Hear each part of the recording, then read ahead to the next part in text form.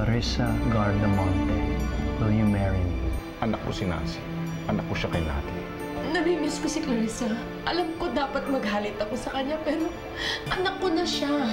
Matalino si Clarissa. I'm sure makakahanap yan ng salbabida na sasagip sa kanya para hindi siya tuluyang malunod. Ikakasal na si Clarice kay Jerome Recto. I don't know what to say. Kung gusto mong bawiin si Nancy, maiintindihan ko.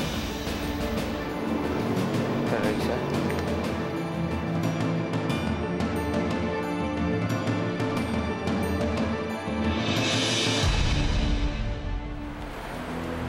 So, tuloy na pala talaga yung kasal niyo, ano? Yeah. No hard feelings? Wala sa akin yun, pare. Actually, ikaw nga iniisip ko eh. Too bad for you, pare. Kasi hindi ko ma-imagine yung itsura mo pagka nagsama na kayo, pag kinasal na kayo. Alam mo, yung magiging miserable buhay mo. Take that back, man. Nobody talks about my fiancé like that. Jerome, huwag mo nang pansinin tong lalaking to. Wala namang kwenta yung mga sinasabi niya. Hindi naman mahalaga. Sabagay, wala namang ibang mahalaga sa'yo, di ba, Clarissa, kundi sarili mo. Pero, congratulations, eh. Dahil na-achieve mo na yung mga gusto mangyari nung araw pa. Ngayon, manager ka na. Ah, hindi pala. May-ari ka na ng isang bangko ngayon. Pwede ka na humiga ngayon sa salapi. Di ba yun yung gusto mo? Alam mo, Clarissa, bilib din ako sa'yo. Sana lang, lahat ng mga lalaking sumasalo sa'yo, eh hindi ka iwan sa ere. Dahil kapag nagkataon, pag bumagsak ka, mas mababa ka pa sa lupa.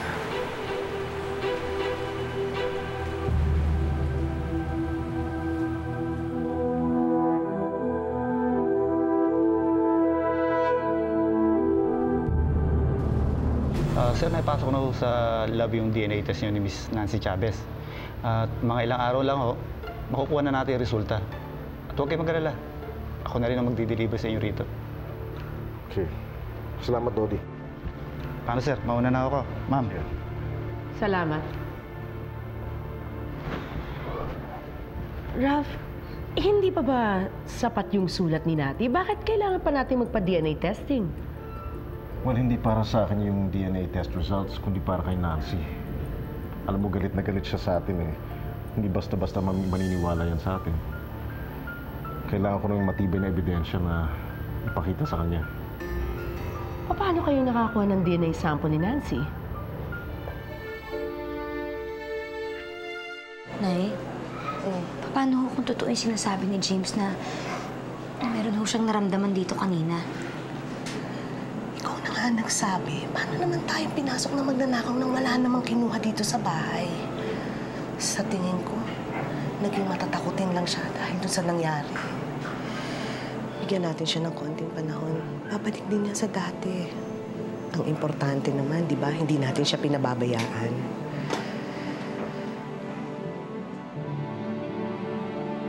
This one's pretty nice. Oh, maganda. Wow! You really have great taste, Clarissa.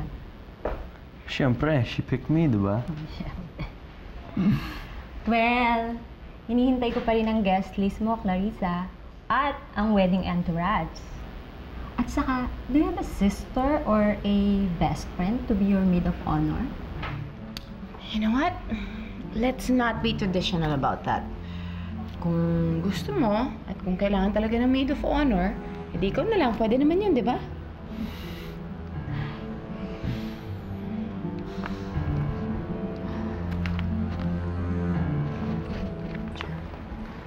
Clarissa. Clarissa. Clarissa, what's wrong?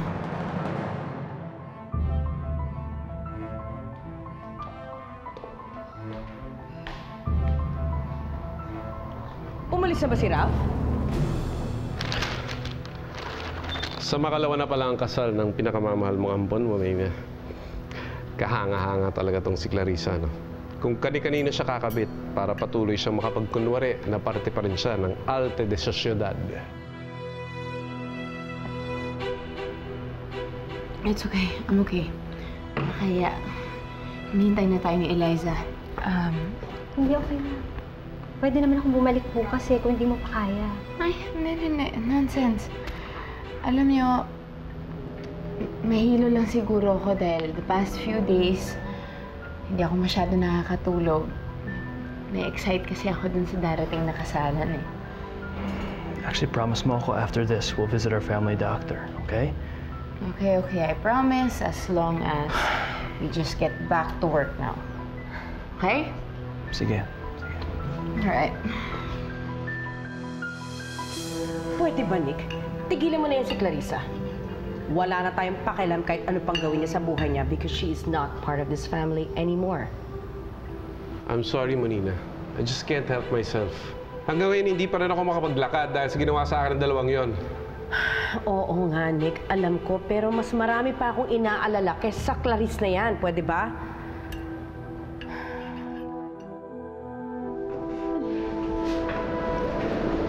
Clarissa, are you feeling better? Much better. Thank you. If it's I suspect, hindi tayo kailangan matakot. Ano ibig niyo sabihin? Mamaya malalaman mo rin. Just wait here, okay? I'll make it sure that you can get your test result immediately.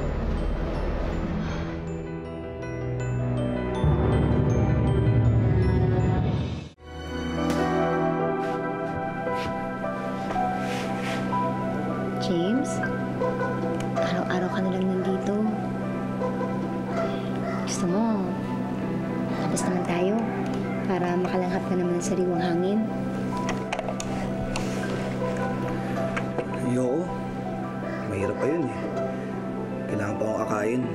Maglalakad ako. Magsasakay tayo. Okay nga yun eh. Para maalagaan naman kita. Sige na, i-date mo naman ako. Nancy, pwede ba? Tigil mo itong pagkukunwaring to. Alam naman natin man napakalaki na nagbago. Tsaka isa ba? Huwag kang umarating parang normal pa rin ako.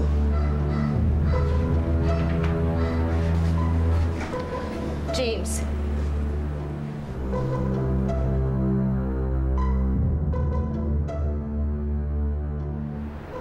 Sige na po, sir. Magpahinga na muna kayo. Bukas na lang ulit mo. Ma'am, lalabas na muna ako. Monina, gusto ko ng pa-therapy abroad. Para hindi ako gagaling dito. Lagi ako kinakabahan. Gusto ko na makalakad ulit. Of course. Makakapaglakad ka pa ulit. Gusto mo, sasamahan kita. Sa States? No, why not? Magkapatid naman tayo. Wala namang masama dun, ha? Oh, pero paano sila? You never leave without him. Yeah, well, masyado siyang busy. Marami siyang inaasikaso. Hindi siya basta-bastang makakaalis ng bansa. I'm sure, papayagan niya tayo. Monina, be honest with me. May problema ba kayo ni Ralph?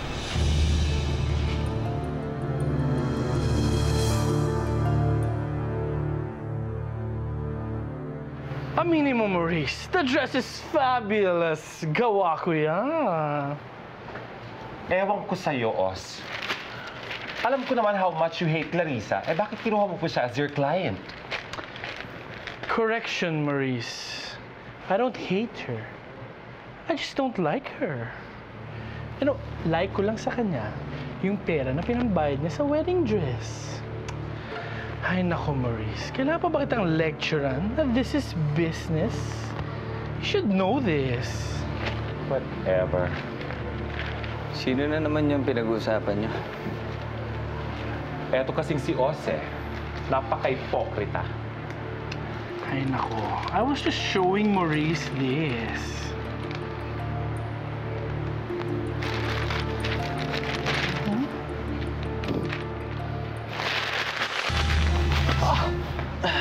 Daryl? Ano ba naman? Hanggang ngayon ba naman? Affected ka pa rin kay Clarice? Oh my God. Alam niyo, sa totoo lang, galit na lang yung nararamdaman ko sa kanya. Pero, mas makakagaan na yun sa akin kapag kinasal na sila. At least tapos na yun sa amin.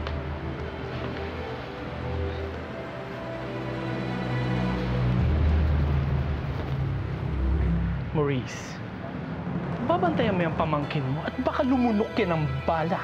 OMG.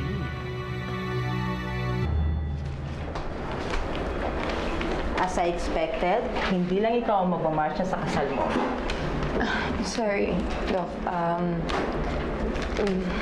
Paki-explain na lang po. Medyo confused ako. Clarissa, buntis ka. You're 2 months pregnant. And I'm sure your groom-to-be will be very excited. I'm sure it will be a pleasant surprise. Here, bilhin mo yung mga vitamins na yan. It will help you and your baby. Doc? Yes? Kung okay lang sana, huwag niyo naman sabihin sa asawa ko. Ako na lang magsasabi. Like you said, I want it to be a pleasant surprise. Oh, of course, dear, if you say so. Ikaw mag-alala. Sikreto natin yan.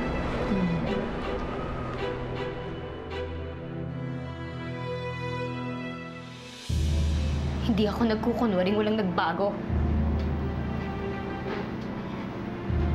Dahil mula paggising ko, hanggang sa bago ako pumikit sa gabi, nakikita ko na malaki ang pinagbago, James. Oo. James, nabulag ka. Pero paningin mo lang naman yung nawala eh. Ang importante, buhay ka, di ba?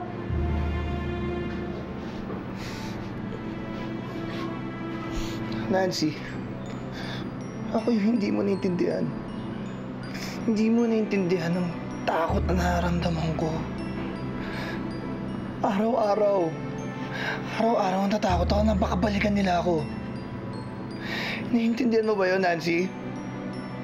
Naiintindihan mo ba yun na baka dukutin nila ako dito?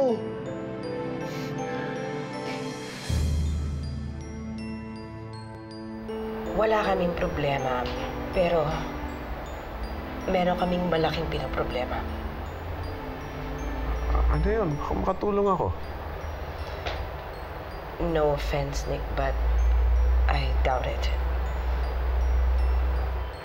Nalaman ni Ralph na anak niya si Nancy, Nick. At naghahanap siya ng paraan upang mapatunayan totoo ito. Si Nancy, yung kapatid ni Clarissa? Kay Nati? Oo. And don't you misjudge him. Dati pa palang magkakarugtong mga buhay natin, Nick. Isipin mo naman, ang pinaka-inaasam-asam na apelido ni Clarissa sa kapatid niya pala. Iba talaga magbiro ang tadhana. Alam niya kaya ito?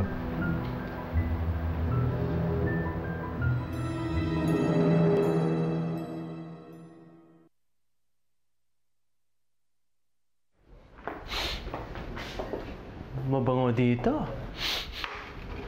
What's the occasion, hon?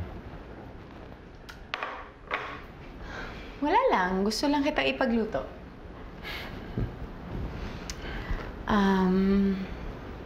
Jerome, may sasabihin sana ako sa'yo.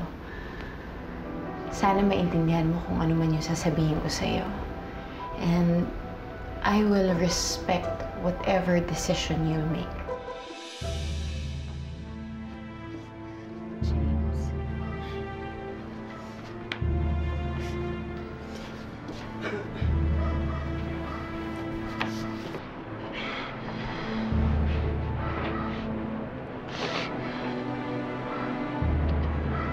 James, I'm sorry. I'm sorry. Nancy, ayoko naman nagsasorry ka sa akin palagi. Wala na akong may gusto nito, di ba? Naisip ko lang, ayoko na tumira dito. Babalikan ako ng mga tao. Yung mga tao gumawa sa akin ito. Nancy, habang nakatira tayo dito, sa peligro buhay natin. Sige na, Nancy, iwan na natin itong bahay na to. James, alam mo naman na ito na lang ang natitirang alaala sa akin ng inay, di ba? Hindi naman ganun kadaling iwan ang bahay na to. Alam ko yun, Nancy. Pero para sa kaligtasan natin to. Ano ko isipin ng mga gardamote na naghahabol pa rin tayo sa kanila? Hindi na nila iisipin yun.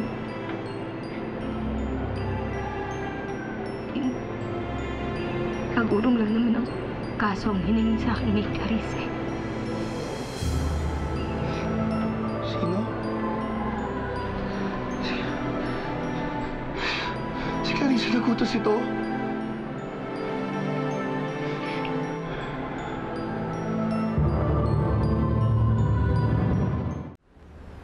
Clarissa, you know, anything you say to me will not change my feelings for you.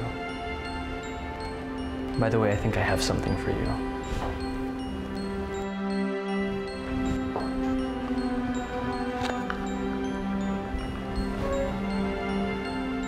Jerome, hindi na kailangan yan.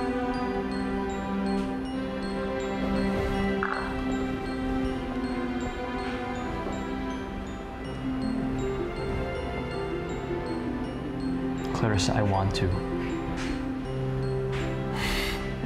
It's my dream to have you as my wife, and someday we'll have kids. Yan ang pinaka-importante sa akin. You know, I'm just glad you're happy. Kanina, you're gonna say something? Hindi, wala yun. Nothing. Sige, upo ka na. Sure ka? Marami pa akong niluto doon. Appetizer lang yan. Gutom na ako. Oo, si Clarissa. James. Kung mababalik ko lang ang panahon. James, makikinig ako sa'yo. Hindi ako magdedemanda. Hindi ko naman akalain na magagawa to sa atin ng sarili ko pang kapatid eh. Kaya wala na nga lang ako magawa kundi humingi na lang ng humingi ng patawad sa'yo kasi yun ang magagawa ko ngayon. Pero si Clarissa at ang mga Gardamonte na yan, hanggat nabubuhay ako, hindi ko sila mapapatawad sa ginawa nila sa'yo.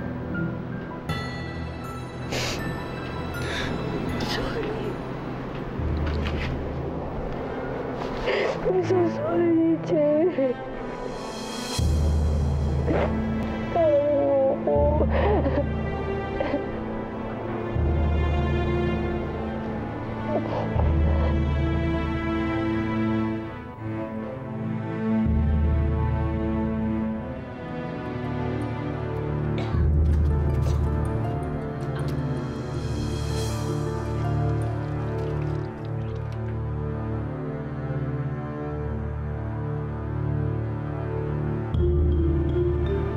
Hindi pwedeng matuloy ang pagbubuntis ko kung gusto kong makasal ako kay Jerome.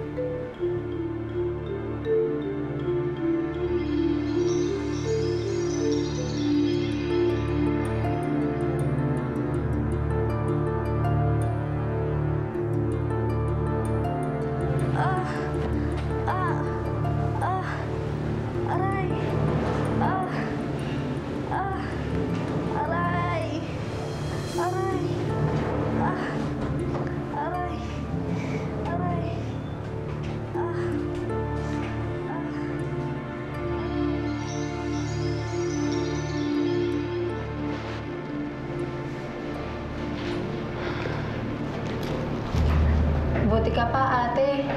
Parang hindi ka kinakabahan. First time ko kasi dito, kaya natatakot ako. Ilang taong ka na ba? 16, di alata, no? Wala kasi kami pambubuhay sa baby ko. Kaya sabi ng nanay ko, pumunta na lang daw ako dito. Ikaw, ate, bakit ka nandito? Mukha ka namang mayaman, ah. Sigurado ako, may pambibili ka ng gatas sa baby mo.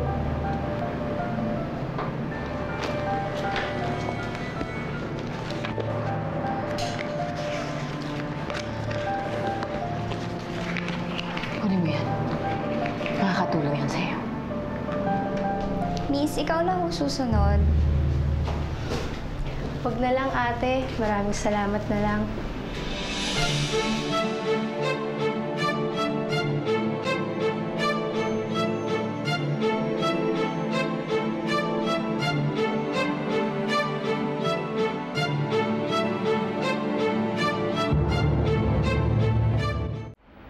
Salamat, Dodi. Dalhin mo sa akin sa umaga. Anong balita, Ralph? Nag-match ang DNA namin ni Nancy. Anak mo nga siya. Ano kayang dapat kong gawin? Ayokong matakot siya o magalit siya sa akin. Matagal na rin naman siyang galit sa atin eh. I know. If it were up to me, pababayaan ko na lang kasi mukhang napakahirap para tanggapin niya yung balitang ito. Para na rin nating sinabing isang malaking kasinungalingan ng pagkatao niya.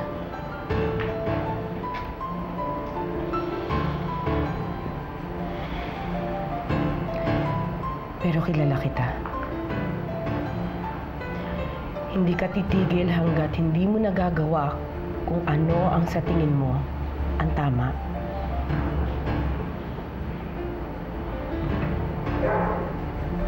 I think you should tell Nancy na anak mo siya. And in time, marirealize din niya that she has every reason to be proud.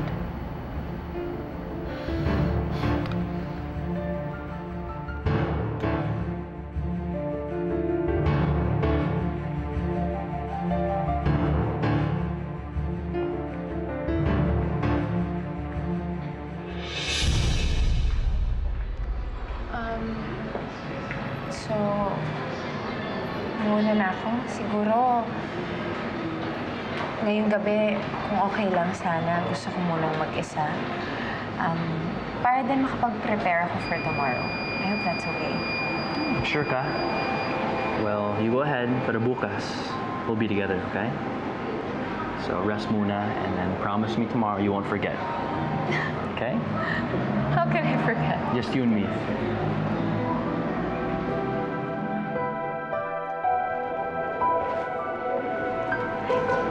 Ingat.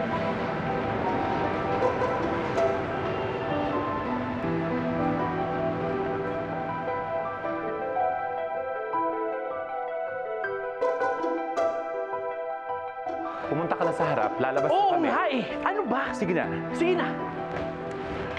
Ay nako, itong wedding organizer na to, naku, nakakapiko sa sabunutan ko to eh. Kasi naman, Os, ngayon ang wedding, nagpatanghali ka ng gising. Pabaya ka rin eh. Let's go. Kunin mo na yung damit.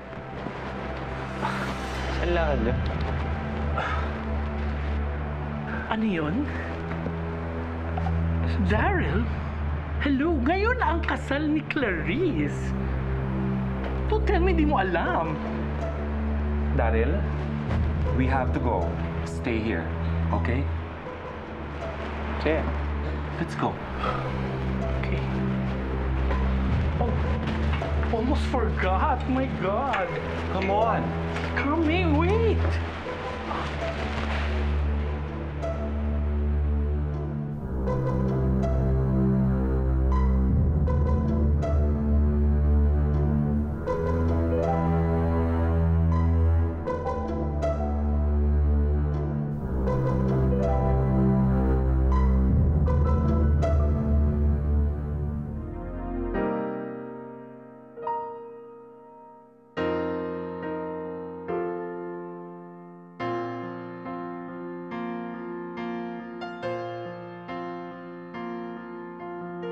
Nagbago man ang landas na tinahak ko, makukuha ko pa din ang lahat ng pinangarap ko. Sisiguraduhin kong magsisisi ang mga taong hindi naniwala sa akin. Ipapakita ko sa kanila na kaya ko pa rin abutin ang langit.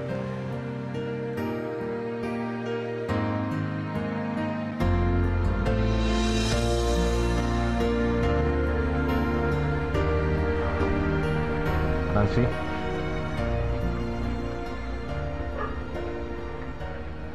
Anong ginagawa mo dito? Walang gardamonting makakatapak sa pamamahay ko. Kaya kung ano man ang pinunta mo dito, kalimutan mo na yun, umalis ka na! Nancy, pumunta ako dito dahil sa nanay mo. Kay Nati. Ano na naman tungkol sa nanay ko? Bakit hindi niyo ba kami layuan? Sumulat siya sa akin. Nahibilin ka niya sa akin. At bakit naman ako ihahabilin sa'yo ng nanay ko? Alam niyong galit na galit ako sa'yo at sa pamilya mo. Baka naman nagkakamali ka. Baka naman si Clarissa ang inihabilin sa'yo ng nanay ko. Marami pa akong gagawin. Kaya kung ako sa'yo, umalis ka na. Anak.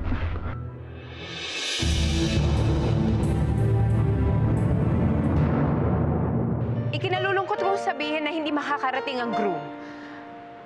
So, hindi matutuloy ang kasal na ito.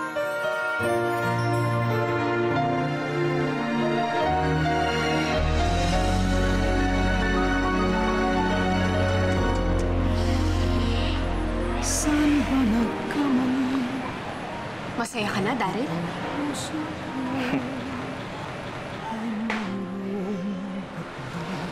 Ngayon, Clarissa, alam mo na ang pakiramdam ng tinatatwa. Sa luha na uwi, para saan pang tiniis na pasakit, kung paglisan mo naman ang kapalit.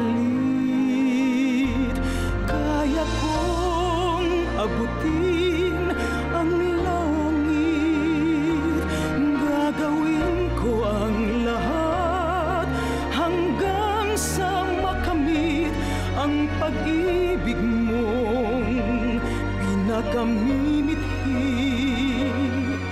Huwag mo lang iwan ang puso kong sawi. Anong magagawa upang itama ko ang aking mali?